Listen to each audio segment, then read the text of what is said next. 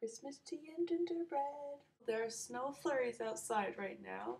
It's wonderful. I mean, the ground is still green, but there's hope that we might have snow this winter. I'm trying to think of a story I can tell you.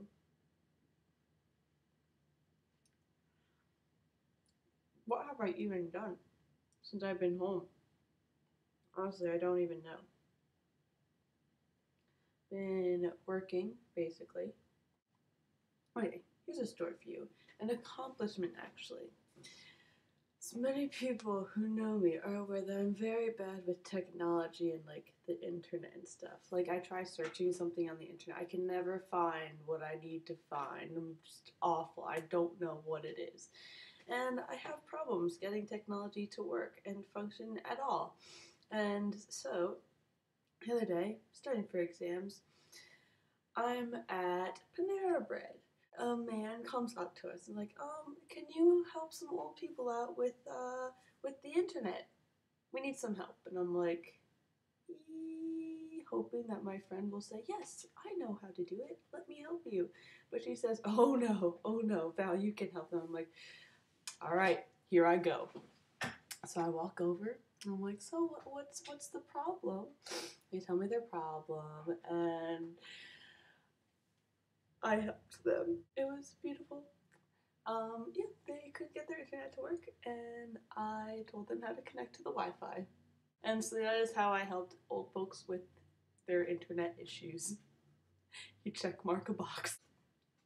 So good. Wednesday, I was working with my pops in the shop, and he gets a call from my mother and says, "Oh, Val, you're getting your teeth pulled today." I said, excuse me, what? He comes back in a few minutes later. He's like, I hear you're doing it the brave way. And I said, what do you mean, Pops? I don't understand.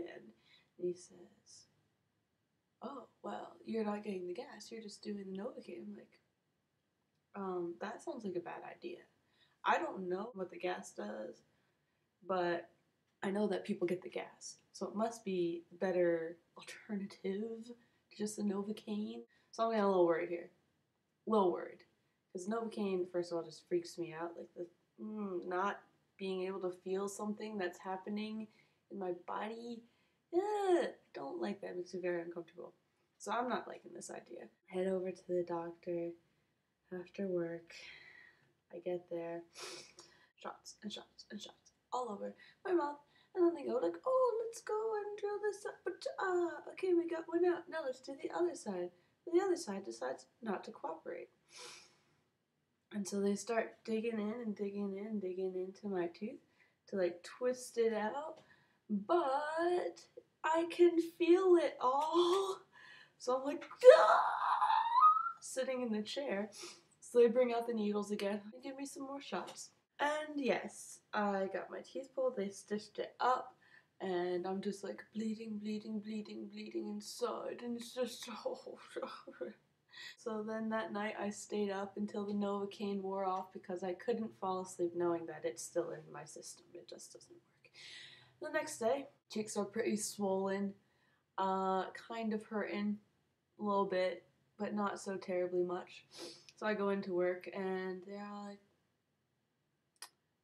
what happened to you? Why are you here? Apparently, you're not supposed to do that. You're supposed to like go home and rest and stuff. But like, I don't know anything about getting your teeth pulled. I don't know the ins and outs of it. I don't know what you're supposed to do, what you're not supposed to do. It's like, well, you're not even supposed to be talking right now. You should be resting. I'm like, what? Because I've been talking all last night and all this morning, so I don't know. And so I had to go through the whole day at work. Didn't get to help a customer. Didn't get to answer the phone. Wasn't allowed to talk to any of my friends that I hadn't seen all semester since the summer. Had to sit there and play with cookies. And that's about the only exciting thing that's happened to me so far this break. Yay, Miss Christmas. Elfman, I'm dying. Look, the tears in my